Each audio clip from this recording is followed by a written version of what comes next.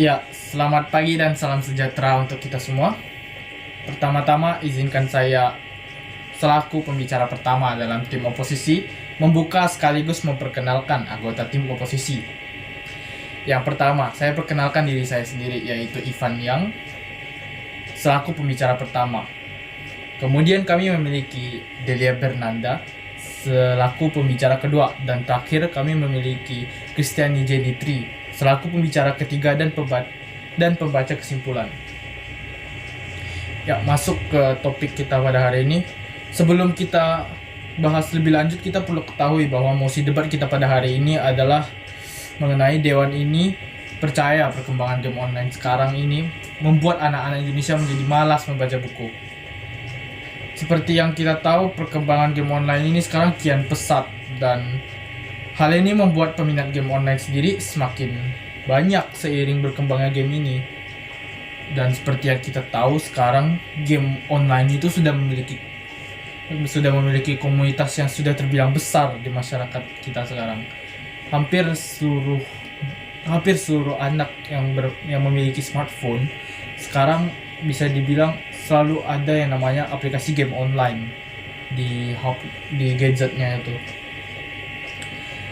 Tapi perlu kita ketahui bahwa sesungguhnya game online ini tidak membuat minat baca anak Indonesia itu menurun, karena sebenarnya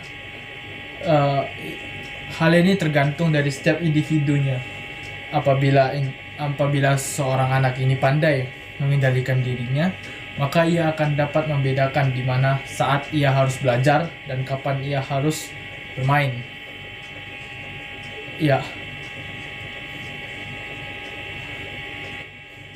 jadi intinya itu sesungguhnya game online ini sama sekali tidak mempengaruhi suatu individu. Hal itu dikarenakan dampak dari game online tersebut hanya akan menjadi dampak negatif apabila suatu individu tidak pandai dalam mengatur dirinya sendiri dalam memilah mana pengaruh yang baik dan pengaruh yang buruk dari suatu game online. Jadi perlu saya tekankan sekali lagi bahwa bukan game online memberi dampak buruk bagi anak, namun anak tersebutlah yang mempengaruhi dirinya sendiri dengan cara pikir mereka yang bisa dibilang tidak dapat membedakan mana waktunya untuk bermain dan mana waktunya untuk belajar. Ya, sekian dari saya selaku pembicara satu. Saya serahkan ke moderator. Baik, saya adalah Bernanda selaku pembicara kedua, mosi debat. Di sini saya akan membacakan tentang Badan Pusat Statistik atau yang biasa disingkat dengan BPS. Pada tahun 2003 dapat dijadikan gambaran bagaimana minat baca bangsa Indonesia. Data itu menggambarkan bahwa penduduk Indonesia yang membaca koran pada minggu hanya mencapai 55,11%, sedangkan yang membaca majalah atau tabloid hanya 29,22%. Buku cerita 16,72%, buku pelajaran sekolah 44,28%, dan yang membaca buku ilmu pengetahuan lainnya hanya mencapai 21,7%. Data BPS lainnya juga menunjukkan bahwa penduduk Indonesia belum menjadikan membaca sebagai sumber informasi. Orang-orang lebih memilih televisi dan mendengarkan radio. Malahan, kecenderungan cara mendapatkan informasi lewat membaca stagnan dimulai sejak tahun 1993. Hanya naik sekitar 0,2%. Jauh jika dibandingkan dengan menonton televisi yang kenaikan persentasenya mencapai 211,1%. Data 2006 menunjukkan bahwa orang Indonesia yang membaca untuk mendapatkan informasi baru 23,5% dari total penduduknya. Sedangkan dengan menonton televisi sebanyak 85,9% dan mendengarkan radio sebesar 40,3%. Angka-angka tersebut membuktikan dan menggambarkan bahwa minat penduduk Indonesia masih sangat rendah. Jadi berdasarkan data yang dipaparkan terbukti bahwa sejak tahun 2003, di mana itu industri game online belum berkembang pesat, pun Indonesia tidak memiliki minat membaca yang kuat dan masih sangat rendah. Sekian dari saya serahkan kepada pelaku pembicara ketiga dan yang akan menyampaikan kesimpulan terakhir. Online memiliki banyak peminat dari anak-anak bahkan sampai orang dewasa. Namun, adanya keberadaan game online ini justru memberi pandangan buruk di mata orang-orang. Bahkan tak jarang ada beberapa orang tua yang melarang anaknya untuk bermain game. Perlu diketahui bahwa game memang memiliki beberapa dampak negatif, tapi perlu kita ketahui bahwa game juga memiliki beberapa manfaat.